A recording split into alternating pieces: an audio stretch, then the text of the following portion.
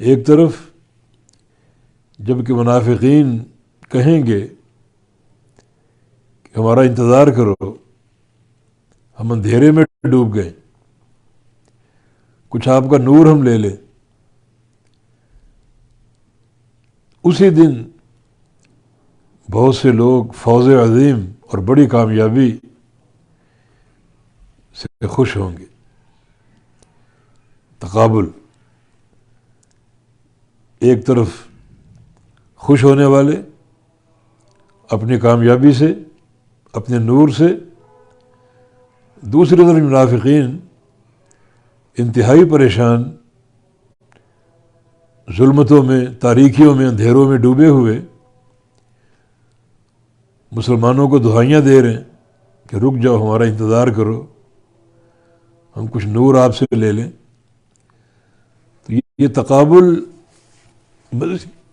مزید قیامت کی کامیابی کی اہمیت کو واضح کرتے۔ انسان ضرور سوچے کہ ہم اپنی بدعملی کی بنا پر ان منافقین میں شامل نہ ہو جائیں جن کو نور سے محروم کر دیا جائے گا،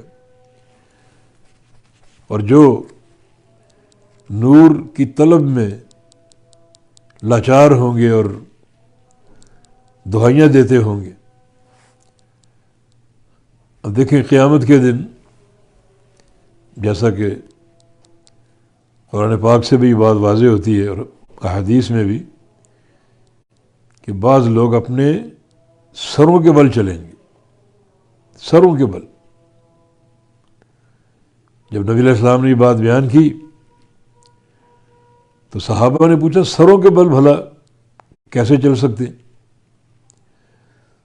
تو فرمایا کہ ان الذی امشاہم علی ارجلہم لقادر علی یمشیہم علی رؤوسہم،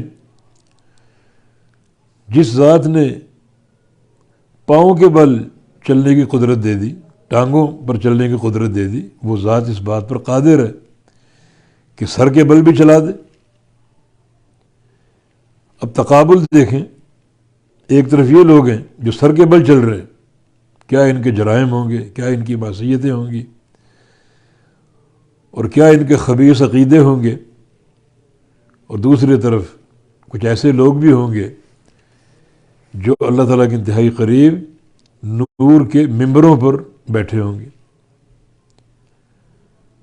جیسے مقسطین، عدل کرنے والے، انصاف کرنے والے، علی منابر من نور عن یمین الرحمن، رحمان کے دائیں طرف نور کے ممبروں پر بیٹھے ہوں گے۔ اور اسی طرح جو لوگ دنیا میں اپنی محبتیں اور تعلقات اللہ کے لیے بناتے تھے، وہ بھی نور کے ممبر پر بیٹھے ہوں گے۔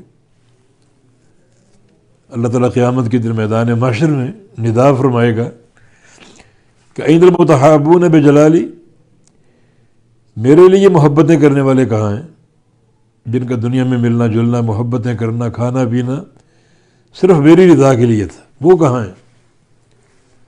ان کے لیے کیا ہے؟ لہم منابر من نور، نور کے ممبر ہیں ان کے لیے، یغبطہم النبیون والصدیقون والشہداء، اس قدر اللہ کے قریب کہ اس قرب کو دیکھ کر انبیاء، صدیقین اور شہداء رشک کریں گے ان پر۔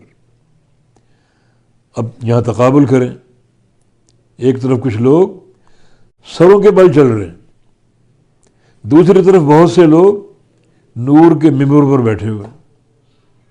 ایک طرف کیا ذلت ہے اور ایک طرف کیا عزت ہے، ایک طرف تذلیل کے پہلو اور ایک طرف اکرام، انتہائی شرف کا پہلو۔ تو یہاں بھی اسی تقابل کو واضح کرنا مقصود ہے تاکہ منافقین کی حالت زار کو دیکھ کر ہم کچھ سوچیں، غور و فکر کریں کہ ہمارا شمار کن میں ہونا چاہیے۔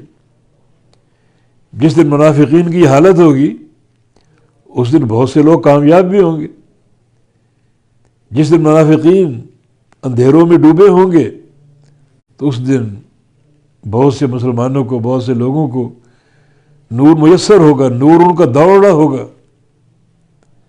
ان کے عمل کا نور. تو پھر ہم اندھیرا چاہتے ہیں یا نور چاہتے ہیں؟ تو پھر وہ پروگرام اپنائیں جن کی برکت سے نور حاصل ہوگا. تو پیچھے